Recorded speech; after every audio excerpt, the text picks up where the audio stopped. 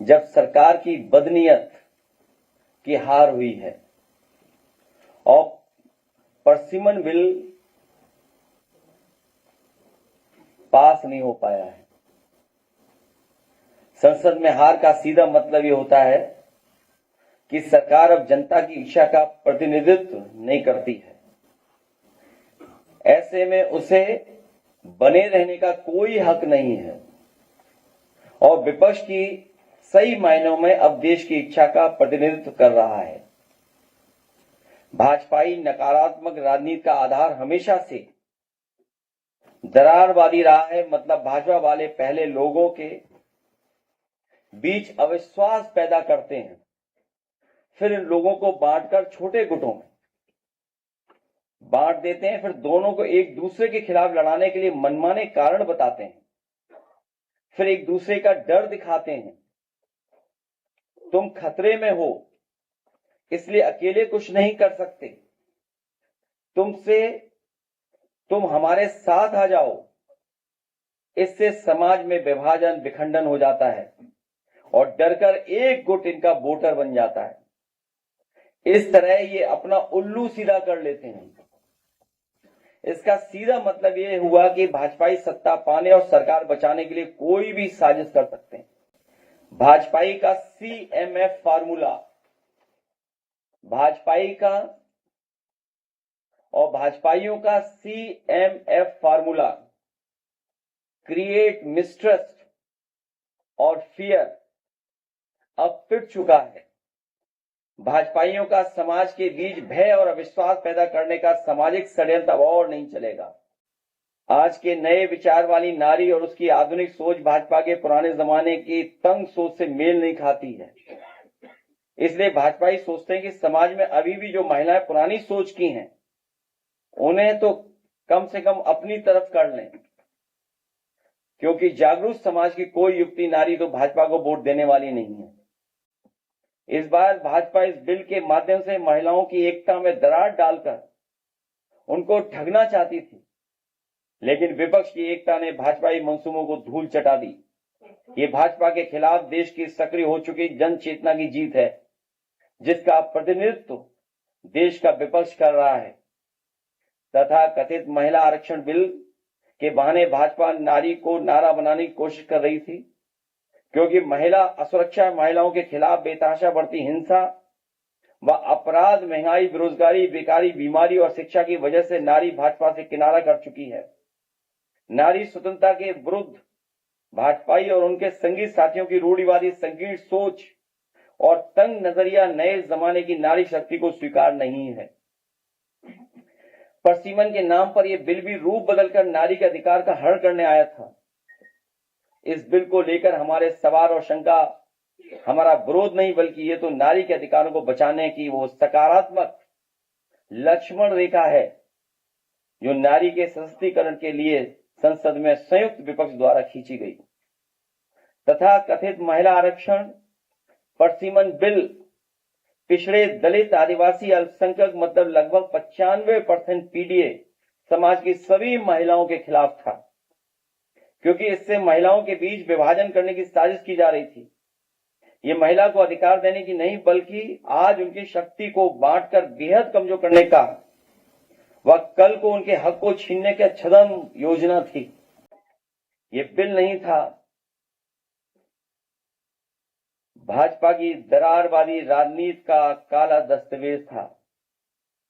जिन्होंने नारी को अपने संगठनों में मान सम्मान नहीं दिया, वो राजनीति में क्या स्थान देंगे।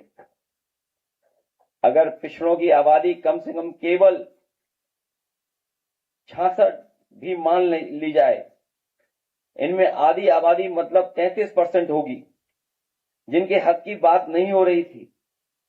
इसका मतलब यह है कि बिल 33% महिलाओं के हक देने के लिए नहीं, बल्कि उनका हक मारने के लिए लाया जा रहा था। ये भाजपा और उनकी वर्चस्ववादी महिला विरोधी सामंती सोच की साजिश है, जिसका हम विरोध करते रहेंगे।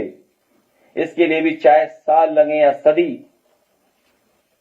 दरअसल ये 33% महिलाओं को आरक्षण दे नहीं रहे थे, बल्कि 33% महिलाओं से आरक्षण छीन रहे थे। अगर इनमें अनुसूचित जनजाति व अल्पसंख्यक महिलाओं को भी जोड़ दिया जाए तो पीडीए महिलाओं की हकमारी का ये आंकड़ा 50 तक पहुंच जाता है। हम महिला बिल के विरोध में नहीं थे, सिर्फ उनके पास शोषणकारी तरीके के खिलाफ थे जिसकी मंशा खराब थी। अगर किसी काम को करने की सही मंशा होती है तो शंका नहीं होती है। दरअसल ये भाजपा की हार की हड़बड़ी में उठाया गया कदम था, इसके पीछे कोई तैयारी नहीं थी। हमारे बीच इस बिल को लेकर इसलिए रोष था क्योंकि प्रक्रिया में दोष था। हमने माना कि इस बिल में खोट है क्योंकि भाजपा के नजर में केवल वोट है, इसलिए हमने विरोध किया और लोकतंत्र और संविधान को बचाने की एक और मुहिम में हम सफल रहे। दरअसल महिला आरक्षण बिल का तो आधार ही निराधार था। आरक्षण का आधार अगर कुल सीटों का 1/3 है तो इसका मतलब हुआ कि ये गणित का विषय है और गणित का आधार अंक होते हैं, ये संख्याएं होती हैं, कोई हवा हवाई बात नहीं। और इस तरह के मामले में संख्या का आधार जनसंख्या होता है जिसका आधार जनगणना होती है।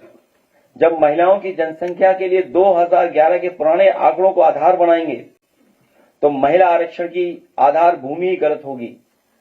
जब भूमि में ही दोष होगा तो सच्ची फसल कैसे उगेगी। इसलिए हमने कहा जब गिनती ही गलत होगी तो आरक्षण कैसे सही होगा। ये संशोधन के नाम पर जो जल्दीबाजी दिखा रहे थे, दरअसल उसके पीछे भाजपाइयों की मंशा ये थी कि जनगणना न करनी पड़े, क्योंकि जनगणना हुई तो जातिवार आंकड़े भी देने पड़ेंगे और जातिवार आरक्षण भी देना पड़ेगा। ये भाजपा का एक बहुत बड़ा षड्यंत्र था जिसमें जनगणना आधारित प्रसीमन को नकार कर पिछड़ी दलित, अल्पसंख्यक व आदिवासी महिलाओं का अधिकार लूटे जाने की गुप्त योजना थी। आज जब हर तरह से महिलाओं के शोषण की खबरें आ रही हैं, ऐसे में महिलाओं को तत्कालिक रक्षण और संरक्षण की आवश्यकता है। इस बड़ी मांग से ध्यान भटकाने के लिए और अपने को महिलाओं का हितैषी साबित करने के लिए भाजपा ये आधा अधूरा महिला आरक्षण बिल लाने का नाटक कर रही थी। इस महिला आरक्षण बिल के साथ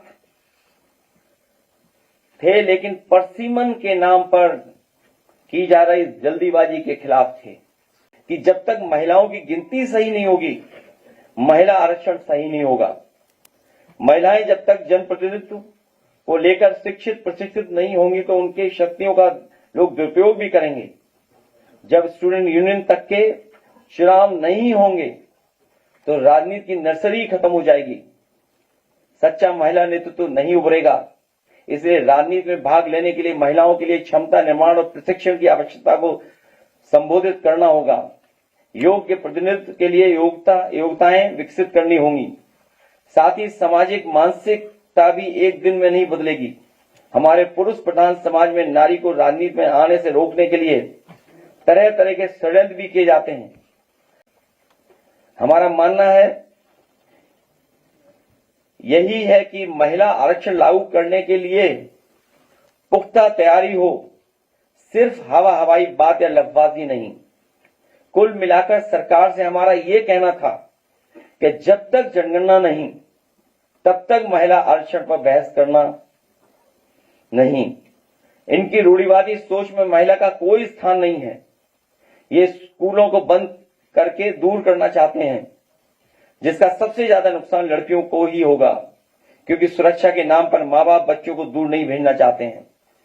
इसी तरह स्वास्थ्य और चिकित्सा के क्षेत्र में कमजोर रखने की सबसे अधिक हानि स्त्रियों को ही होती है, क्योंकि सामाजिक आर्थिक मानसिक कारणों से वो पोषण व अन्य तरह शारीरिक जरूरतों के लिए सदैव उपेक्षित रहती हैं।